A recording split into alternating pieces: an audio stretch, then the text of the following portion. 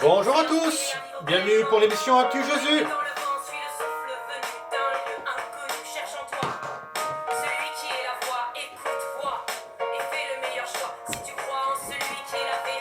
Bienvenue dans cette émission à chacun d'entre vous. Bonne semaine, bonne nouvelle semaine. Merci pour vous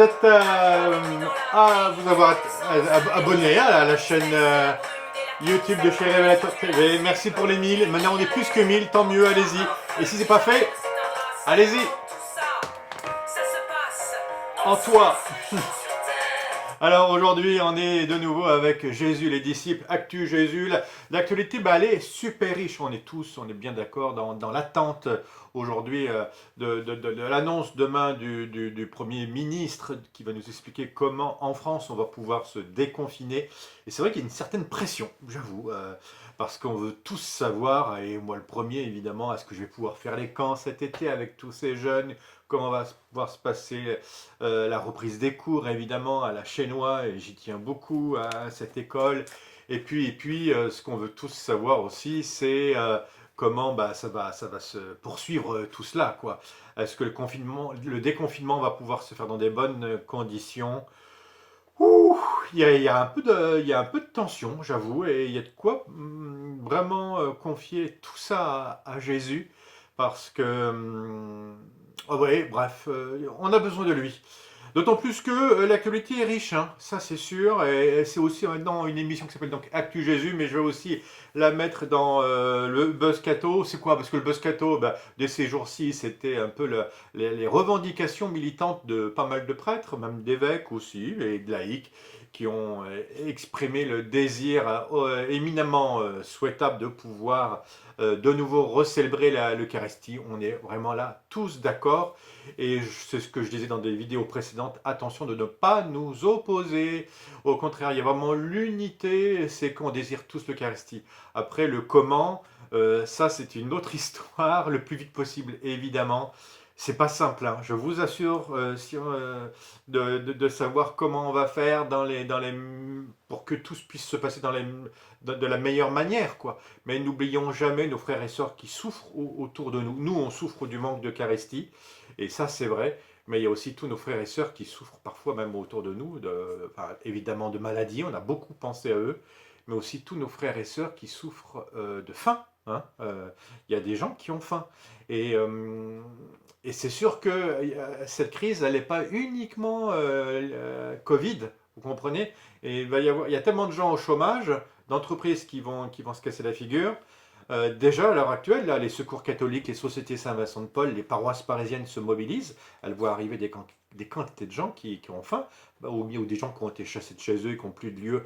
Bref, ça va être très compliqué. Il va falloir une vraie présence d'église, pas uniquement qu'une présence eucharistique, hein, une vraie présence d'église auprès des plus pauvres, mais aussi auprès de tous les gens qui ne côtoient pas forcément l'Église. Alors on le fait, plein de prêtres, et on peut que s'en réjouir, le font à travers des vidéos, et à aller donner un message d'espérance, de l'espérance du Christ. Et aussi donner du sens à ce que nous vivons. On est dans un pays extrêmement fragile. On l'a vu, on est une puissance quand même, une des puissances internationales, qui avec un budget par exemple par rapport à sa santé qui était énorme, on se croyait tout puissant. Et puis là, patatras, malgré énormément d'argent investi dans le milieu hospitalier, on n'était pas du tout au point, vous avez vu, hein. Il nous manquait des masques, mais c'est quand même hallucinant. Alors que quand on revoit les images de l'INA, là, qui nous font voir, dans les années 50, il y avait des grosses grippes, et on croyait être complètement, maintenant, on rentrait dans une ère où on n'allait plus avoir ce genre de soucis-là. Il nous manquait même, donc, il nous manquait des places à l'hôpital, évidemment, il nous manquait des masques, des blouses, l'essentiel, quoi. Et il n'y avait pas assez de place pour pouvoir s'occuper de tout le monde.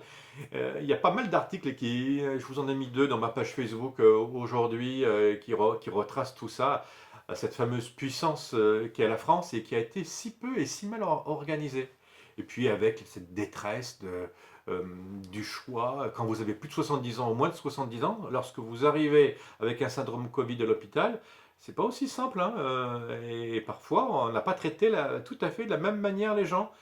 Et c'est vrai que ça fait peur, parce que quand on voit que les Allemands ont eu 5 fois moins de décès que nous, il y avait on peut quand même s'interroger de la manière dont on a traité ça. Mais les urgences ne pouvaient pas faire autrement, ils étaient vraiment débordés, hein, et il n'y avait pas assez de lits, tout simplement.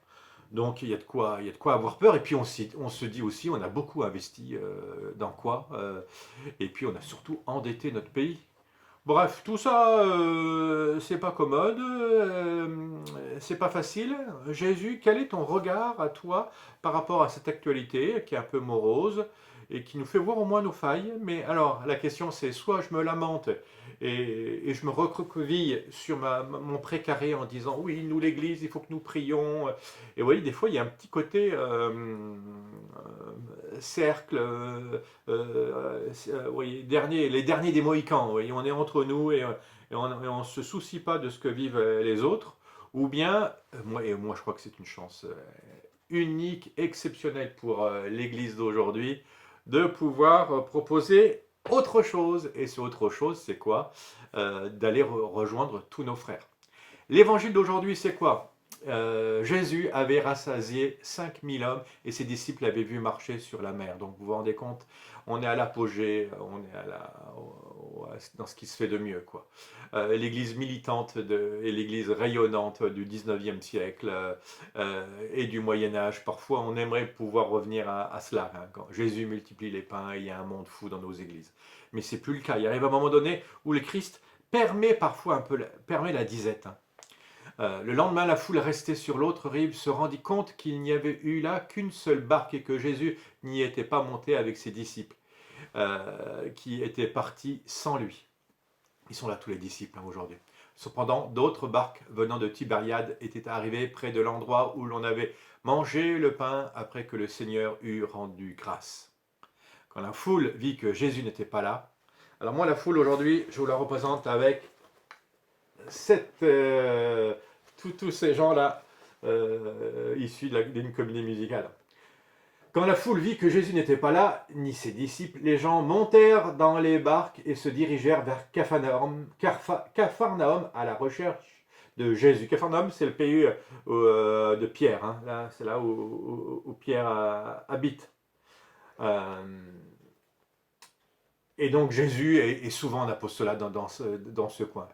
Et les foules immenses vont vers Jésus. Aujourd'hui, on a quand même une foule qui vient vers Jésus. Quand on voit, moi je suis très étonné du nombre de vues sur Internet, de nos messes, de nos temps spirituels, et le nombre de curés qui vont rejoindre, et de prêtres et de religieux qui vont rejoindre un fort public.